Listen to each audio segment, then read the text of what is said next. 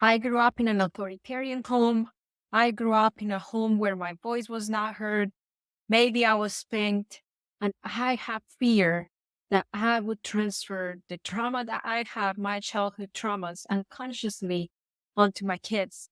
How do I avoid passing down my traumas to my kids? Is one of the main questions that our clients in HIC Parenting Education Agency ask themselves when they enroll.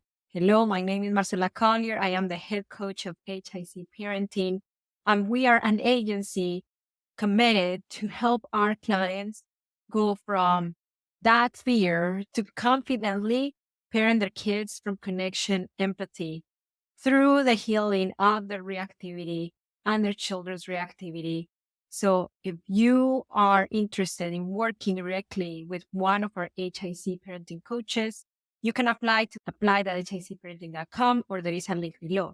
In this video, I'm going to show you what needs to happen in order for us to not unconsciously pass down those traumas onto our kids. And this is a framework that we use with our clients in HIC parenting. So number one, it's about understanding your own cycle. We cannot confront, we cannot conquer what we cannot understand. Number two is reversing the cycle. So it's not just avoiding passing down the trauma. There is already a cycle happening here. How we reverse the cycle. And number three, what are the next steps moving forward? That's going to be the topic of this video. But before we go there, I want to read with you the testimonial of one of our clients. Her name is Bo. She grew up with a lot of trauma, and she enrolled in HIC Parenting Education. And after working with her parenting coach, this is what she's saying. Being able to work on myself helped me see things clearly for what they are and not the narratives I grew up in. It also helped me be more confident in what I'm doing. And that's my intention for this video, that you leave a little more confident of how you feel right now. Okay, subscribe to our channel, and let's move on to talk about how we can avoid, or not avoid, reverse the cycle so we don't pass down those traumas that we come in onto our kids. Before anything is understanding the cycle. So what is the cycle? The cycle is unconscious processes that happen based on the perception that we have of ourselves that was created through the experiences that we lived growing up. Marcela, what are you talking about? Let me give you an example. Let's just say there is a parent who grew up in a household where it didn't matter what they did, and nothing was enough for their parents to be happy with this child, to be content with how this child is doing, performing. So this child grew up with a very deep sense of, I'm not good enough. And then this child is performance driven. So this child tries really hard to get the best grades, tries really hard to please their parents, tries really hard to be the trophy child. So now this child is a parent, and they have the internal narrative of, I am not good enough. And it doesn't matter how much I try, nothing that I do is good enough. So that from that narrative, this parent is parenting now their children. So what happens? They engage with their children at that level.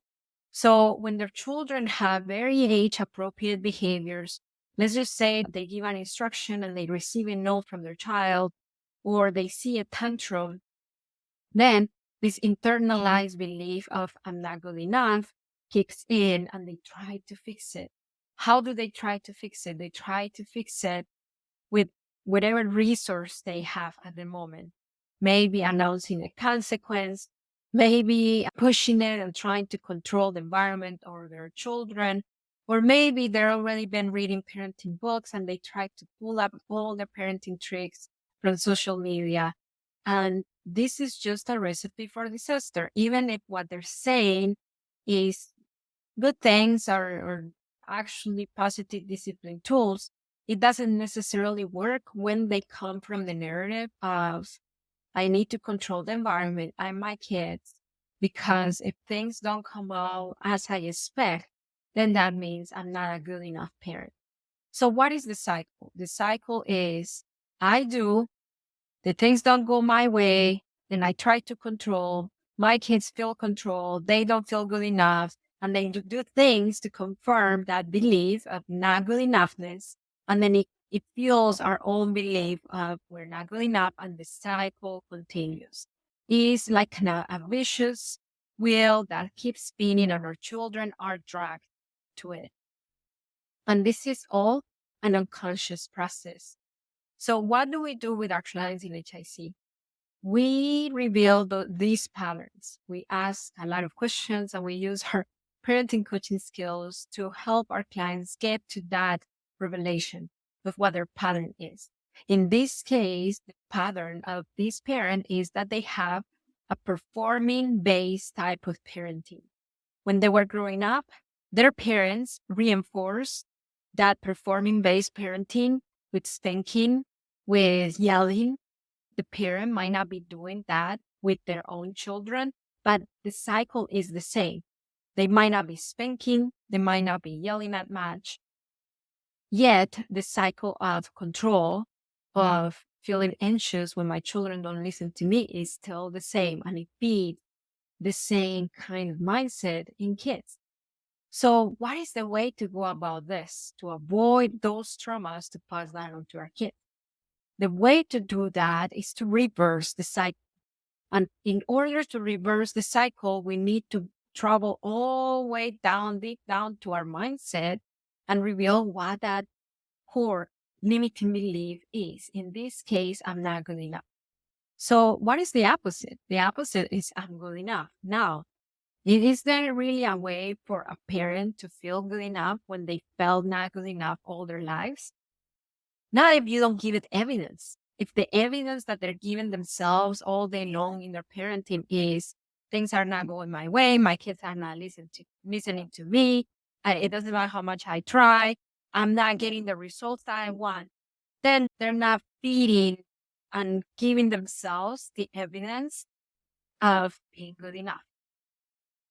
So before anything, and this is again something that we work with our clients, is to start developing a habit that does not feel natural at first because it's not your belief that you're good enough, to develop a habit of things that people who feel good enough do. So people who feel good enough, they trust in their judgment, they trust their kids. When their kids make mistakes, then they don't rush to fix it. They don't rush to pretend it doesn't happen. They sit with it. And then from the conflict, then they help their kids, they guide their kids. When their children are tantruming, they don't connect it to their self-worth. So they have connected responses. So what we do is that we need to start building the habits of somebody who feels good enough.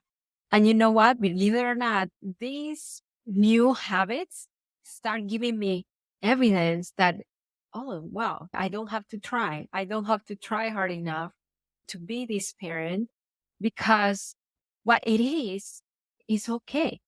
And I'm just talking about this particular cycle. There are many other cycles, not just the cycle of performing.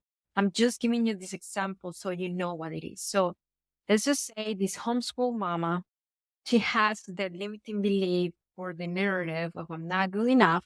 And then in her attempt to try to show I'm good enough, the same way she did it with her parents, then she overschedules her kids.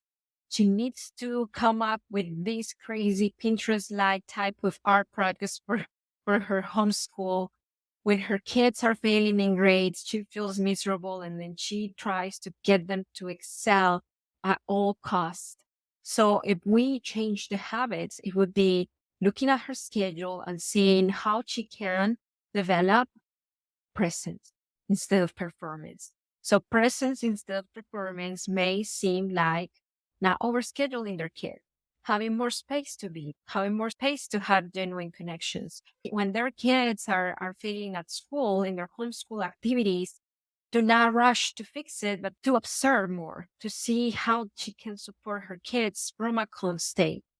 Maybe she's not going to have these crazy Pinterest projects all the time. It's not necessary for her to have a good homeschooling experience. And that would reduce frustration, that would reduce overwhelm, that would reduce the feeling of not good enough.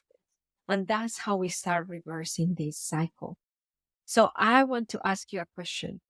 Do you know yet what your limiting belief is? Because that's from where we parent, when we are unconsciously passing down the traumas onto our kids. And if not, let us help you.